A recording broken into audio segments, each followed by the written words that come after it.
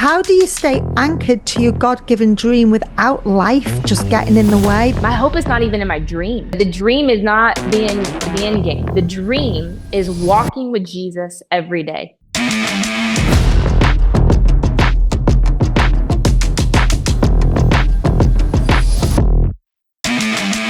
Well, hey girls, welcome to Braveheart Talks. I'm so glad that you've tuned in today. And I really believe that you're going to find this conversation really inspirational and helpful to you in your walk, because today we're going to be looking at the topic of fulfilling a God-given dream. How do you know if a dream is from God? How do you know if you are pursuing, or what you're pursuing in your life is the things of God? And as I was really pondering on this particular topic, I could not help but think about my friend Noel Miller, who is joining us today online, because I'm going to ask her the questions today, because I've watched her life for a long, long time. And I think if anybody is walking this out in reality right now, it is her. And so before I introduce you to Noel, just let me give you a little bit of a backstory. I think we've known each other for well over a decade now. And I first got to know her and her husband, Kevin, from the USA, and have watched them be youth leaders. I have watched them run colleges and do mission trips and everything in between. But there was a significant change in their worlds because they began to feel God speak to them in a very different way. And they have actually uproots, moved across the ocean, and have planted a church in Toulouse in France. So Noel, thank you for being on this podcast with us today. How are you? Yeah, I'm good. Thank you so much for having me. I think anytime you spend time with Emma Bryant, your life is different. So I'm ready. I'm ready to receive today. No, it's an honor. It's an honor to be here for sure. So, well, we're excited to hear what you've got to say, because we are just talking about this whole idea of God-given dreams. And I think as women, I'm a dreamer in the natural. I'm a daydreamer. So I have ideas. I find it hard to concentrate because my mind is always off chasing other ideas. I dream naturally. When I go to bed at night, I dream. But I also believe that God gives us dreams in our heart. That is part of the reason why we exist, and that we're to follow those callings. So if I go back 10 years into your life, and when I first met you, you and Kevin, you just looked like this couple that had it all together. You were in a fabulous church. You had a ministry and that was flourishing. And then fast forward a couple more years, you take this really hard left turn and decide you're going to move all the way across the pond and plant a church in France. And I can remember actually when we had that conversation with you, and I couldn't get my head around it. I was like, why France?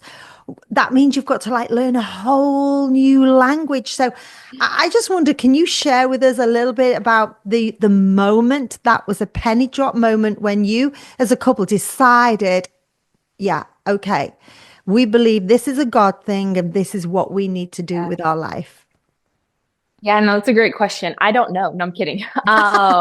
No. So I specifically remember, so we originally are from the South in the US. And so we had to make a decision to follow what we felt like was the call of God in our life, to move to Chicago, or north of Chicago, Milwaukee area.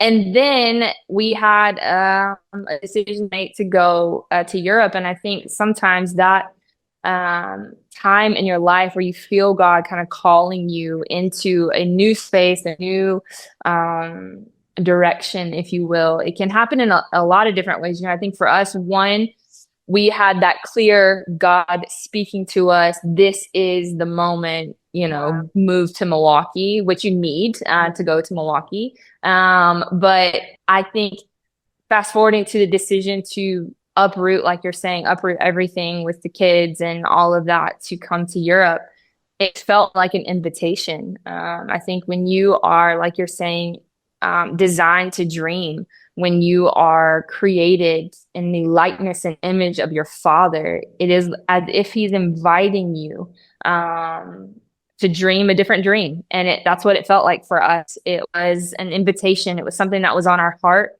And it felt like our Heavenly Father was like, okay, let's go dream together. Wow. In that space. And so, yeah, that led us to Brussels, where we worked with a nonprofit there. But I remember specifically in thinking about church planting and all, we worked at the church. We felt like, okay, our season at working in a church is over. We're ready to, move into nonprofit work. And we had a lunch meeting with an old pastor in Florida, actually. And I remember him looking at us saying, this move to Brussels is just getting you in the door to do what it is that God's put in, birthed in you to do in your heart, which is the plant of church. And we were like, oh, like what a cute old man, like really sweet, Wow. but not us, And so but that's the way that I think God begins to create that dream in your heart, is that in fact, he's knitted you in a way to open your life up to one big dream. And so whether that's, that next step for us was going to Brussels. And then from there, God began to work in heart to do a church and to get back into the church. And then, to eventually plant a church here in Toulouse. Wow. You've just said something there that's just so profound. You just described a God-given dream as like an invitation from God. And I've never heard that before. I think that's such a beautiful way of looking at it. Like it's God inviting us to step up and step out into the unknown, because that's always what it is with a dream from God. And so you said you're obviously used to moving around a little bit and used to hearing that nudge from God. And so the first move was from the south to Milwaukee, and that was a definitive. And the next, that you felt that season coming to an end and that God was going to take you overseas, and you're working in this nonprofit organization, and then this guy speaks into your world, which is absolutely incredible. I think my question would be, so how do you know when something is, what's the difference, do you think, between having a good idea and knowing it's God's idea for you? Or do you think it's, you just have to push on all doors and what is of God becomes, do you know what I mean? Like, how do you know if it's just absolutely my ideas or if it's a real God nudging? Yeah, and don't you feel like that's where faith comes in? Is that when we take steps of faith, do we ever really know? And that's exactly what it takes. Is that you don't know if you have faith until you have an opportunity to use faith. You don't know if you have patience until you have children, and then they become teenagers, and they're like, "Oh, I do have patience. Look at that." Like you need that opportunity to exercise that faith, and so. For that particular instant, for example, it was that sweet old man speaking that into our lives. And then a few months later, we had another person say to us, hey, we really think you should pray about planning a church. And it just continues to come. God is so gentle in that way, isn't he? Where it's like, hey, I'm inviting you to dream this with me. If you're interested, like call me. And so it's like this invitation. And so Kevin and I, we took 90 days to pray about it. And Kevin literally, my husband, would like do a line every day. He prayed about it. It's like, we're not planning a church. We're not planning a church. Each line more defiant. And I think to speak to whether it's just, a good idea or maybe a God idea, often it's in those moments of intimacy where God begins to build something in you, to fortify something in you, because, I believe often that the invitations that we have to dream with God are not so much about advancing his kingdom, because he can do that. He doesn't need us to do that. He uses us to do it. It's a privilege that we have. That's right. It's more about drawing us into an intimacy with him and being more intimate with our Heavenly Father. And so I think that a good start to understanding, is this just a good idea or a God idea, is to submit it to prayer and intimacy with Father and draw close to God in it. And it didn't take the 90 days for us to be like, oh, okay, we feel like this is, the next step for us, a dream that God's putting in our heart. That's brilliant. And I love the fact that you took those 90 days because I think that's the first hurdle many fall at is just allowing God the time or allowing us the time to come into alignment with God. We think if I've asked him one day and he's not answered it by the next day, then I'm just going to presume it's a no. And then we move on. And I wonder how many God opportunities we actually miss out on because we So don't good. take the time. So here's just a question. Did you set a 90-day target, or was it just after 90 days you began to get this revelation of this is it for us? No, we literally set 90 days. Okay. We were like, for 90 days, we're going to do this. It didn't take the full 90 days Yeah. for us to start to feel this way and to really Yeah. kind of open our heart. But we started that time frame with, we're not doing this. Yeah. Like, we're just going to honor this person in our life because he's older than us. He seemed really wise. You know, those kind of people that come into your life like, oh, we're going to honor him because one day we're going to be old and we want people to honor us. So we're going to sow good seeds to old people. And so we begin to, kind of do that and walk that out in our lives. And it's funny how God can use those moments to speak to us. Absolutely. Yeah, it is so true. And he uses people, doesn't he, to confirm something that's already brewed. I mean, my personal experience of God taking me into something and trying to decide whether it was a dream or an idea I had or something of God, it's usually the something of God is not something I could have come up with because I never Yeah, would for have sure. thought I could do whatever it is he's asking me to do. Absolutely. So my initial thing is the idea comes and I would want to run from it. I don't Yeah, want to run to it, but hence taking the time to pray because what God is doing in that time is bringing you into alignment. And also as well, yeah, you have got two boys, two gorgeous boys, two up and coming teenagers, London and Ezra, just got the best names on the planet. And so when we get God-given dreams as parents, it's not just about us. We're taking the whole right. family on this journey as well. And so your For sure. children had to move countries and your children had to, Yeah. and then you start to feel I'm going to use the word burden, but you know what I mean? You start to then see it through the lens of your children. So they are now going to school in a different country. They're having to learn the different language. You're having to learn a completely different language so you can Yeah. communicate with people. Um, On a good day.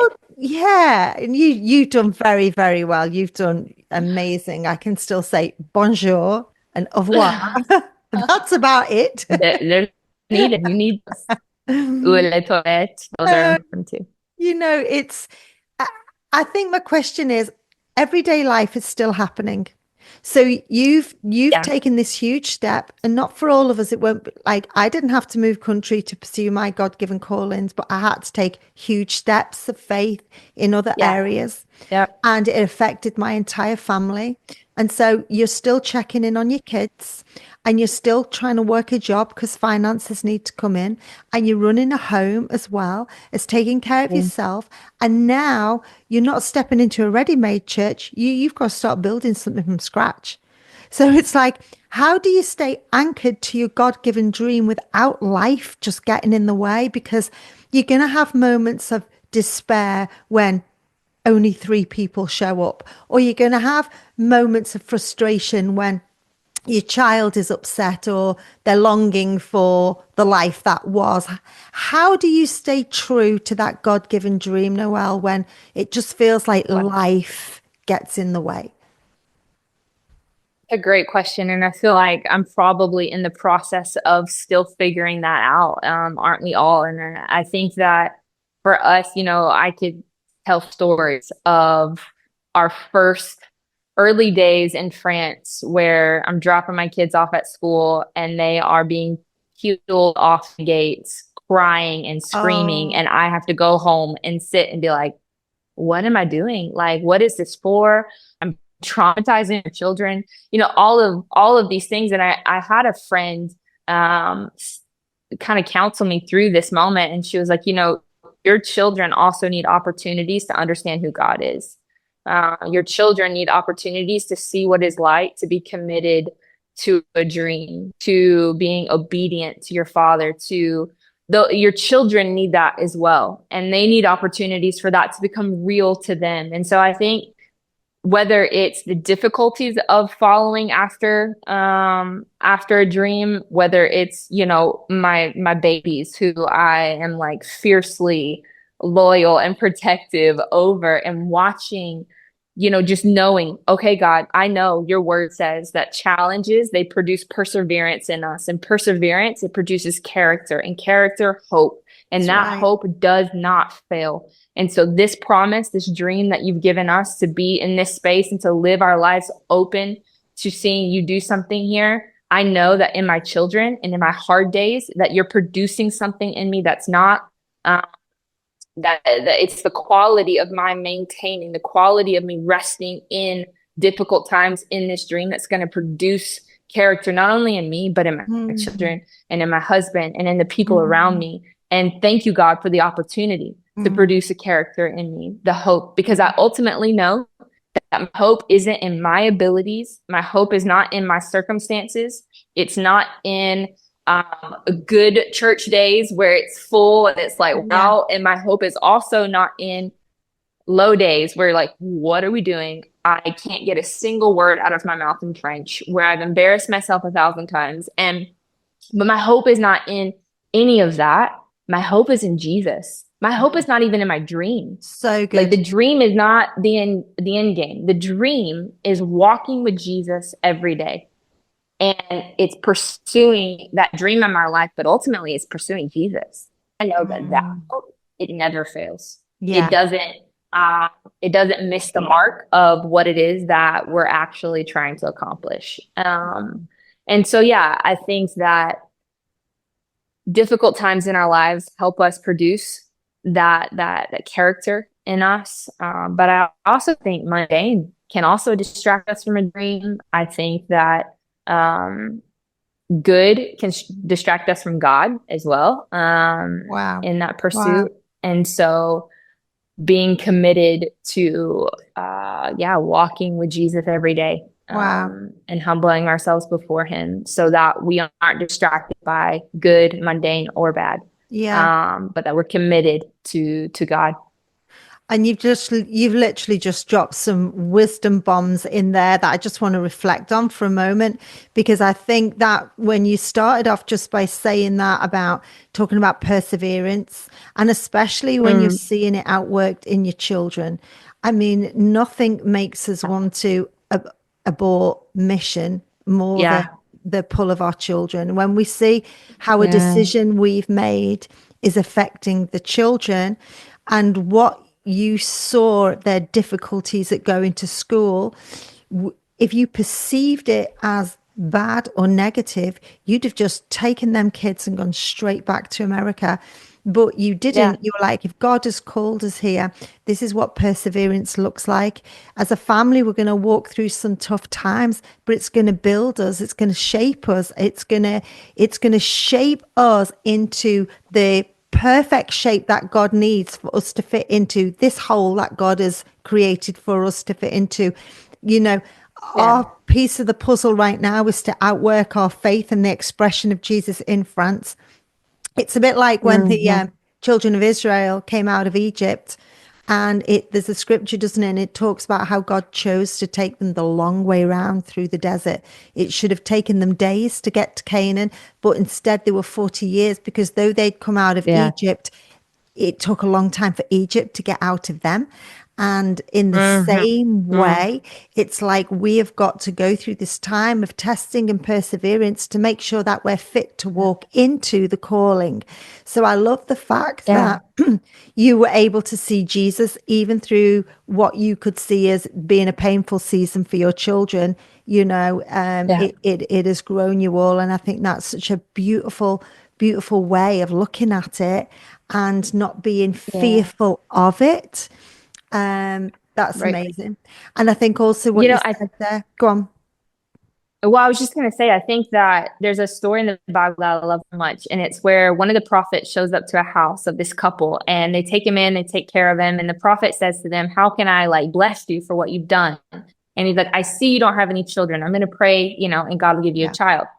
God gives a child for them. The child later dies. And I love what the mom does. Like, I just feel like maybe we're going to be best friends. Like, I don't know who she is, but we're going to be like, me and her are going to be close. She takes her dead son to the prophet and she's like, this is your problem, not mine. You gave me this dream.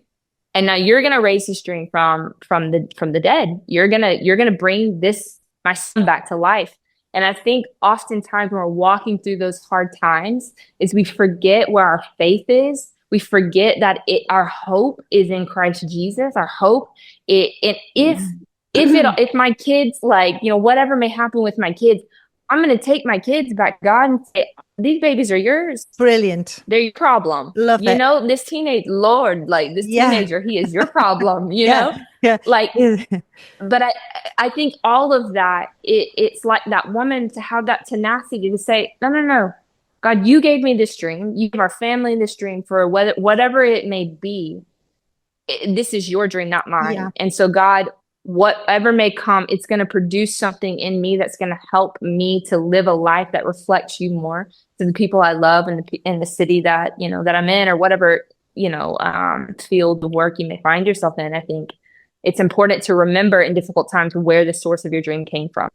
I love that. That's so important. And you even said, it's not about the dream is that we get to walk it out every day with Jesus. The dream is not like an end goal. It's not the building of the church or the gathering of the people or whatever the dream might be. For somebody, it might be setting up a business or, starting a new initiative.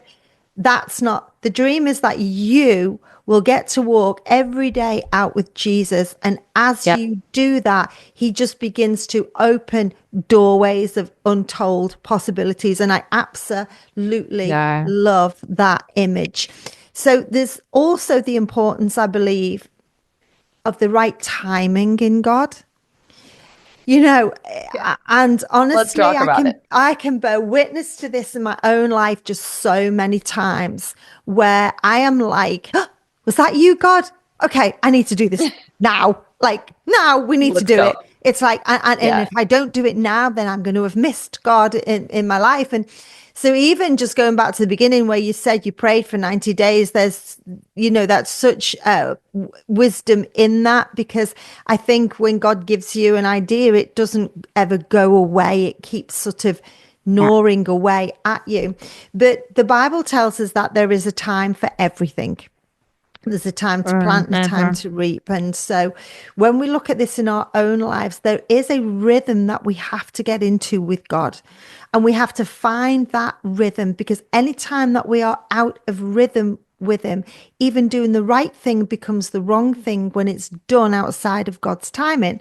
And so how do you navigate that? How do you assess when you believe it is God's timing on your life to do whatever it is, the dream in your heart, to make the move, to start the church, to do the thing? How do you see God's timing?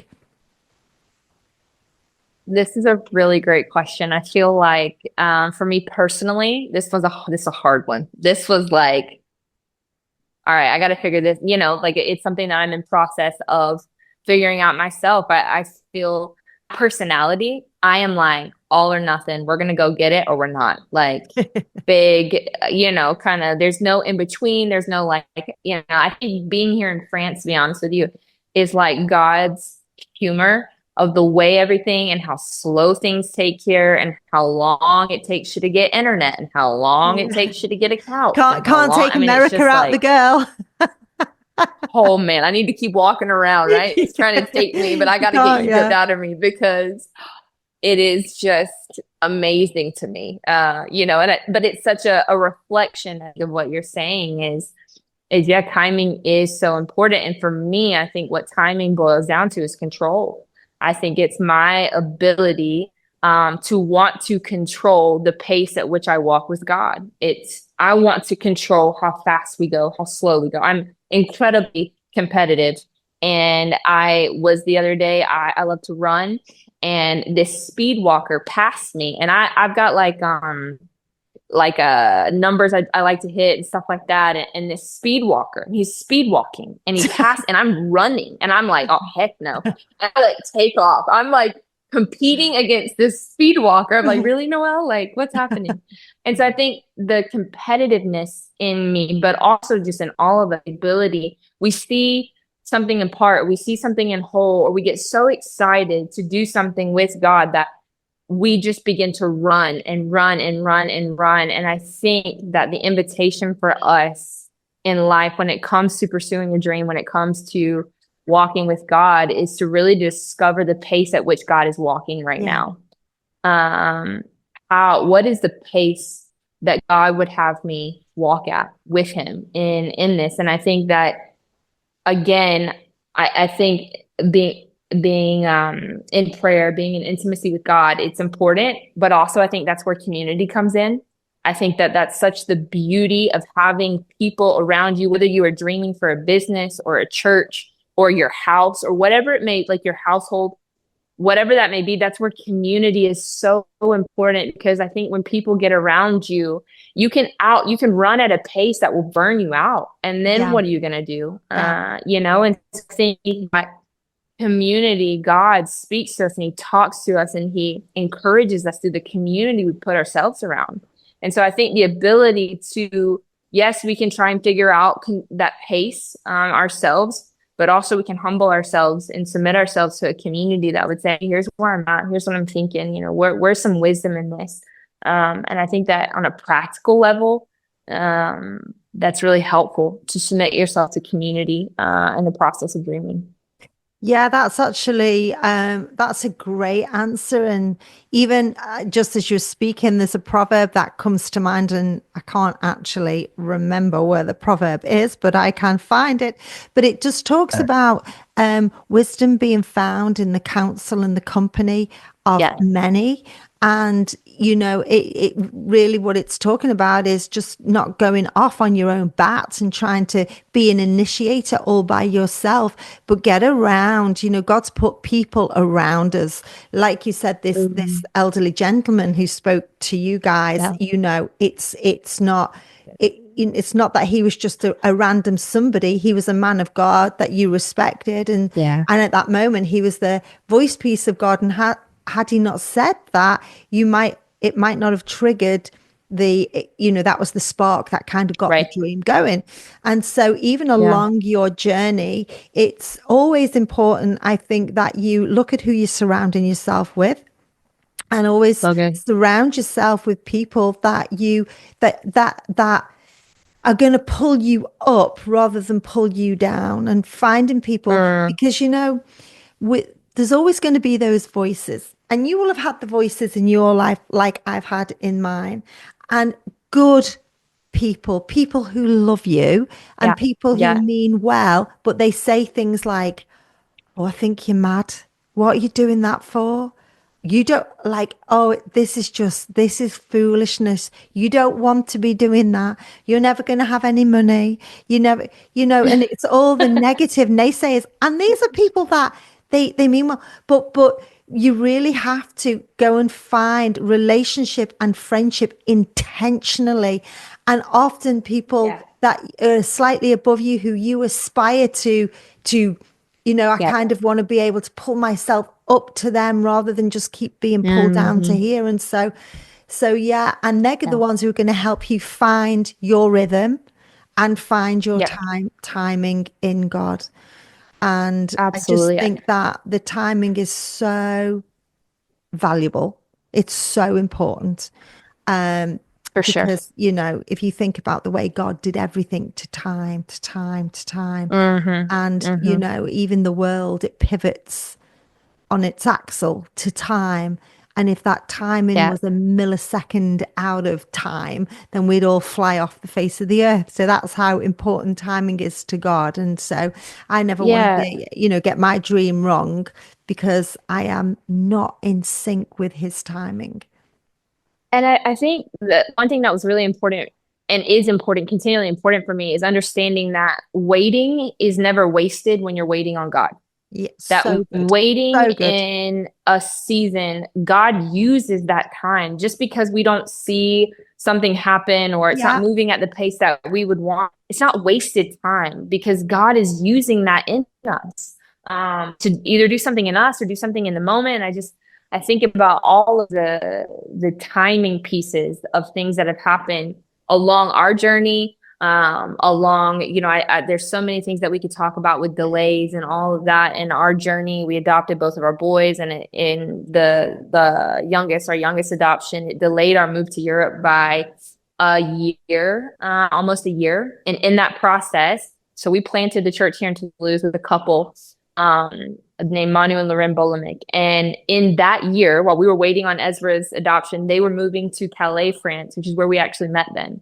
And so if we would have moved at the timing that we wanted and done our process, we would have never met this couple. And then this being the couple that we now have planted this church with. And so many times, so many pieces of different steps in your journey, you can look back and see where God was using that time to do something in you. And it's never wasted. And so I know for someone, if someone is like me, and if I'm in a slower season where I don't feel like, I can feel like, oh, I'm wasting away, God. Like what's happening? And in fact, it's never wasted when it's waiting on God, and his direction. And so I just think it's something important to take note of. Yeah. I love something that you've said there, and it's just something that you've touched on, and I'm just gonna make mention of it. But you did adopt your two sons from being little tiny babies, and we have seen the whole journey from start to where we're up to right now. And I just want to go on record and I want to commend you and I want to celebrate you, because how many women in the natural would put all of their time and attention into that and just go, that's all I want in life. And, not actually walk out the rest of the journey, what God had for them. And I think it's such a beautiful picture that God had these two babies, and he also had this couple, but he also had a plan. And so the goal was not just, I just want to be a mom. And there's nothing wrong, by the way, with just being a mom. But I just think you kept your mind open. You kept your prayer life before God. And you were like, look, God, I want to adopt these babies, but whatever my life looks like, they're going to be part of the journey. And so I just, like I said, just want to really just put that out there and say, amazing. And well done you, girlfriend, because you didn't just go like, this is me now fulfilled, I'm a mom. You were like, okay, now I've got to navigate motherhood, baby number one, baby number two. Oh, right. What we're still running in the mission field. We're still going. Oh, what we're moving countries. So I'm going to have no natural support around me, no natural family, all the friends that I know, every reason that could have been given to you to stay where you were. You were like, do you know what? If my God is for me, then who can be against me? Like, I got my kids, I got my husband, let's go. And you mentioned about Manu and her name's Loren, Loren. I kept wanted to say Laurent. Loren, Manu and Laurent. And you know what? We have met them several times, seen you lot as couples together. It's not just two couples that God brought in alignment. He's literally dovetailed you together. And it's just an absolutely beautiful story that only God could create and bring together. It's inspiring. But just let me ask you this question.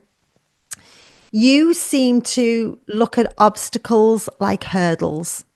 Like, I think some of us would run to an obstacle, and I'm doing this because I'm thinking of you now with your kids under your arms, and I'm like, you would run and come up against an obstacle, and many of us would just stop, and we were like, go, okay, there's a wall there, I can't get through it, I can't get around it. It means it mustn't be for me. Like, this is too hard with what I'm already carrying. But what I know from you is you look at an obstacle as a hurdle, and you've already said you're a runner. And I'm like, I just think you run at an obstacle and you are like, okay, I need to pick up more speed because I've got to get over that.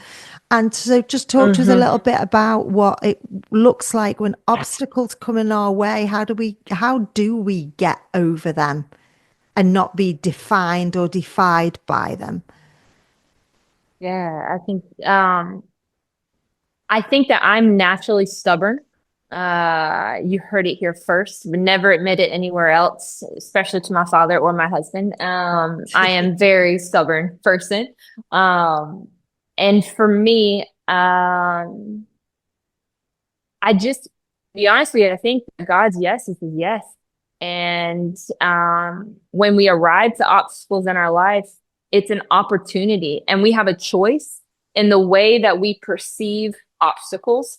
I, I do believe in like in reality, we must define. I don't believe that we just, oh, everything's so wonderful, and yes, let's just keep going and we'll just ignore it and swipe it. No, you have to understand what it is in front of you, identify it in a real way.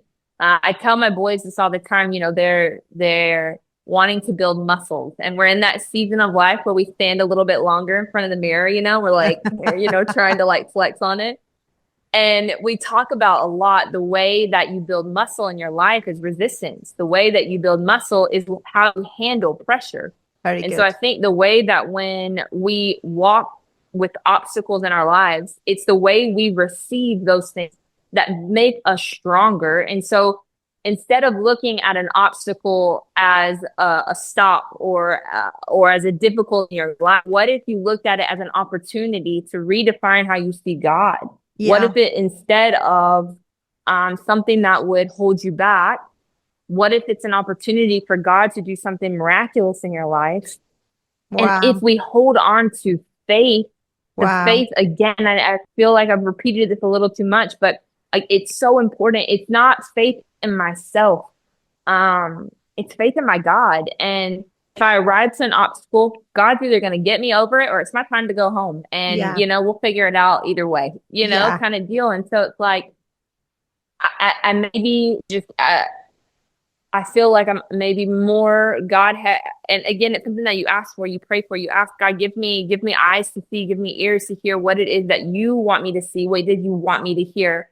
Because this is not defining me, whatever it may be, if it's this or that or whatever. But I also think that it's not about compartmentalizing our life as well. I think that, you know, a hurdle here, that if it's a block here in this world, it doesn't mean that I can't pivot and change. And I'm not going to be someone that doesn't have the opportunity to pivot. And I think we all do. We have the grace of God in life. We're given the gift of a new day. His mercies are new for us every day, meaning that today may be difficult and today may be hard and it may be a block, but tomorrow, and if I'm given the gift of tomorrow, that means I'm given the gift of mercy and the ability to take a deep breath and try again, and see what God can do with that. That's amazing. And the obstacles are there often because as well, I think God wants to show his miraculous. And unless there's an obstacle, how will we ever see the miraculous? And, you know, so Moses stands at the water's edge and looks at an impossible situation. That's a problem. That's a blockage. That's, you know, and God says, well, you stay there. Don't abort mission. Just stay there and I will do the impossible. In the children at the walls of Jericho, it's an impossible situation. And God says, well, just don't abort the mission. Just circle around your problem and I will bring the problem down. And so I love that picture that you're just giving us there where, you know, you can. I think a lot about Peter as well, like Peter on the boat where he's getting out to walk on water. And the way that I see it is like, I don't want to be someone who sees a gap between me and the miraculous and stay on the boat. Yes. Like every one of those disciples had the opportunity to look at the storm, to look at the situation and say, I want to get out and walk on water with my God. And I refuse to be someone who stays in the boat. Yeah. Whether I fall, whether it's crazy, whether, you know, Jesus reaches down his hand, he picks him up and then he builds this church on him. Yeah. And so it's like, we have opportunities in our life. And I love it. So just as we wrap this whole thing up, what encouragement could you give to someone out there who's perhaps listening, who has maybe had that God-given dream but they've just sat on it, they've done nothing with it, or they haven't felt like they've got the courage to go on with it? Or, how can we stay committed to the dream? Because when I look at your life, it was, so how many years have you been in France now? 3.5. It'll be 4 in August. Okay, so 4 years in France, and then you have done the whole praying situation before then. I mean, there's just been a Yeah. journey of commitment. There's something about being steadfast and staying in it, even when it feels like God is silent and it's not happening. But what sort of pearls of wisdom could you give to someone who is maybe struggling to stay hanging on and saying, no, I believe this is what God wants from me, and I believe he's going to come through? One thing I think is that we live in a world and in a culture that's like a microwave culture, and we want to put things. Is a microwave thing in England? Yes. Think you have a microwave.